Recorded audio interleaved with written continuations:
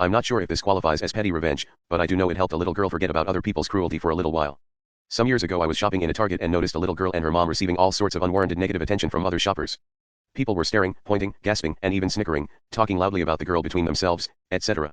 The girl had to have been around 4 years old and suffered from some sort of congenital disfigurement to her face and head, like half of it was kind of dented in. It was bad, and kind of shocking, but Jesus, she's just a little girl. Be better people.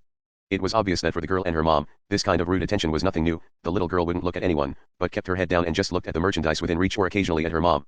The mom had no problem defiantly looking anyone in the eye, shoulders squared. You can tell she had no problem standing up to a dollar holes like these shoppers. And you could tell, too, that they didn't have much money. So, anyway, I took all this in while shopping, never directly staring, mostly watching it all out of the corner of my eye. And I felt such a strong need to counter all this bulls / T and do what I can to try and help this little girl feel like every other 4-year-old living her best life, at least for a moment. I ditched my cart, ran to the front of the store, and stood in a painfully slow line to buy a $50 gift card, all the while hoping they didn't leave before I located them again. With the gift card in hand, I lucked out and found them in the little girl's clothing section, still suffering other people's rudeness as they tried to shop. I approached the mom and when I said, "Excuse me," she looked like she was going to clock me, expecting me to say something rude or mean. I tried to show nothing but kindness in my eyes and smiled and said, "I've had this gift card bouncing around in my purse and I always forget to use it. Would it be okay to give it to your daughter?" The mom was shocked to receive kindness for once, smiled, and said sure.